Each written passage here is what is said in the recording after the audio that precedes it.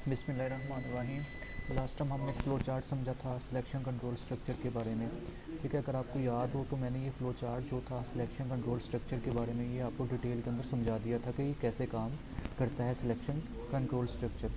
याद रखिएगा, selection control structure के अंदर हम अगर प्रोग्रामिंग की बात करते हैं, इफ़ स्टेटमेंट, इफ़ एल्स और इफ़ एल्स इफ़ और एल्स नेस्टेड इफ़ स्टेटमेंट को हम लोग सिलेक्शन कंट्रोल स्ट्रक्चर के अंदर इम्प्लीमेंट करते हैं, इसको स्टडी करते हैं। ठीक है, आज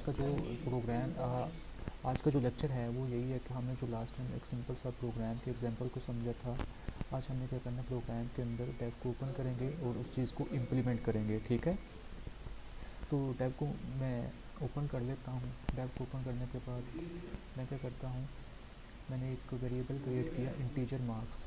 इंटीजर मार्क्स इसलिए क्योंकि जो मार्क्स होंगे वो ज़ाहिर बात है किसी वेरिएबल के अंदर, किसी मेमोरी लोकेशन के अंदर स्टोर करने पड़ेंगे। तो मैंने इसलिए क्या किया है, उसकी टाइप इंट रखी है। टाइप इंट क्यों रखी है, क्योंकि मार्क्स हमेशा इंटीजर टाइप के ही होते हैं।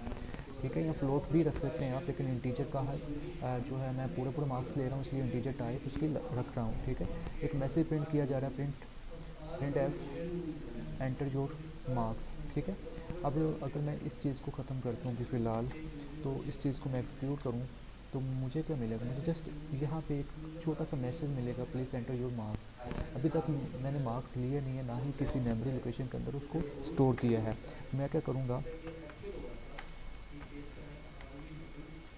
मैं सबसे पहले इसको स्टार्ट से ही कर देता हूँ, एंटर योर मार्क्स या एंटर मार्क्स, सिंपल।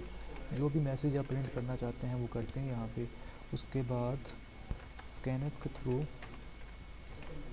के थ्रू इसके मार्क्स लेने, मोड डी, उसके बाद मार्क्स यानी कि वेरिएबल का नेम यहाँ पे रखेंगे। उसके बाद मैं यहाँ पे कंडीशन लगाऊंगा। अब कंडीशन लगाने का मतलब ये है बच्चों कि लास्ट टाइम हमने ये फ्लो चार्ट समझा था कि अगर मार्क्स 33 से अबव हैं तो पास है, वरना क्या है बच्चा, फेल है। तो अगर की इंग्लिश क्या होती है, इफ़। वरना की इंग्लिश क्या होती है, else. If marks is greater than 33 तो स्टूडेंट क्या है, पास है। वरना यानी कि एल्स स्टूडेंट क्या है, फेल है। इट्स मीन डैट हमने क्या करना है, हमने यहाँ पे कंडीशन लगानी है, if marks is greater than 33 student पास हो जाएगा, एल्स स्टूडेंट क्या हो जाएगा, फेल हो जाएगा। यानी कि याद रखिएगा कि इन दोनों में से कोई एक स्टेटमेंट चलेगी बेस ऑन दिस कंडीशन। ठीक है, इस कंडीशन की बेस के ऊपर एक स्टेटमेंट इनमें से चलेगी, या ट्रू वाली चलेगी या फॉल्स वाली चलेगी। फॉल्स वाली कब चलेगी, जब एल्स स्टेटमेंट चलेगी, और ट्रू वाली कब चलेगी, जब इफ़ स्टेटमेंट चलेगी। तो यहाँ पे हम क्या करेंगे, यहाँ पे कंडीशन लगाएंगे। अब मार्क्स मेरे क्या है, मैंने स्कैनएफ के थ्रू मार्क्स जो है वेरिएबल के अंदर जिसका नाम मार्क्स है वहाँ पे स्टोर कर लिए हैं। ठीक है, अब मैं उस मार्क्स को चेक करूँगा कि क्या अगर वो जो मार्क्स मैंने स्टोर किए हैं क्या वो ग्रेटर हैं 33 से। अगर ग्रेटर है तो क्या हो जाएगा, प्रिंट एफ हो जाए कि वो पास हो गया है। कब पास होगा, जब मार्क्स 33 से ज़्यादा होंगे। अगर 33 से ज़्यादा नहीं है तो अब सिर्फ इफ स्टेटमेंट को पहले समझ लें आप। ठीक है, अब होगा क्या, देखें ज़रा। इसको अगर कंपाइल एंड रन करता हूँ, मैं कोई भी मार्क्स एंटर करता हूँ, जैसे मैं 45 कर देता हूँ, तो वो कह रहा है पास हो गया, क्योंकि 45 जो है यहाँ पे देखें, 45 इज़ ग्रेटर दैन 33। 45 कहाँ पे जाकर स्टोर होगा, मार्क्स के अंदर जाकर स्टोर होगा। फिर कंडीशन किस पे लग रही है, मार्क्स के ऊपर लग रही है कि मार्क्स इज़ ग्रेटर दैन 33। तो मार्क्स में क्या स्टोर है, हमने 45 स्टोर किया है, 45 इज़ ग्रेटर 33। तो कंडीशन ट्रू हो गई है, ये सच है ना कि 45 ग्रेटर होता है 33 से। जब कंडीशन ट्रू हो जाती है तो उसके रिलेटेड जो भी उसकी स्टेटमेंट है प्रिंट एफ वाली वो चल जाती है। ठीक है, अब चली है यहाँ पे जो प्रिंट एफ वाली स्टेटमेंट है ये चली है और मुझे क्या मिल गया है, पास मिल गया है। ठीक है, लेकिन अगर मैं क्या करता हूँ, इस प्रोग्राम को दोबारा चलाता हूँ, तो मैं क्या करता हूँ, मैं 25 देता हूँ। अब 25 क्या है, 25 मेरे मार्क्स हैं। ठीक है, 25 इज़ ग्रेटर दैन 33, नो। ये देखें 25 कभी भी बड़ा नहीं होता 33 से। ठीक है, तो ये कंडीशन क्या हो जाएगी, ये कंडीशन हो जाएगी फॉल्स। तो फॉल्स होने की बेस पे हमें कुछ मिलेगा नहीं, क्योंकि हमने एल्स वाला पार्ट जो है वो कवर नहीं किया, हमने जस्ट इफ़ वाला पार्ट कंप्लीट किया है। और इफ़ वाली स्टेटमेंट तभी चलती है जब इफ़ की कंडीशन ट्रू होगी। कंडीशन कब ट्रू होगी, जब मार्क्स जो है वो 33 से ज़्यादा होंगे। ठीक है, अब मैंने क्या करना है, मैं ये भी चाहता हूँ कि अगर मार्क्स 33 से कम आते हैं तो भी मुझे कोई मैसेज मिलना चाहिए, तो वो एल्स वाला होता है पार्ट। ठीक है, प्रिंट एफ फेल। ठीक है, अब क्या होगा, अब देखिए अब मेरी दोनों कंडीशन ट्रू होगी। जब मैं मार्क्स 33 से ज़्यादा दूंगा तो मेरा पास हो जाएगा, अगर मार्क्स 33 से कम देता हूँ तो क्या हो जाएगा, फेल हो जाएगा। तो देखते हैं, पहले हम 33 से ज़्यादा देकर देखते हैं, हम 33 46 लेकर देखते हैं तो पास आ रहा है, ठीक है।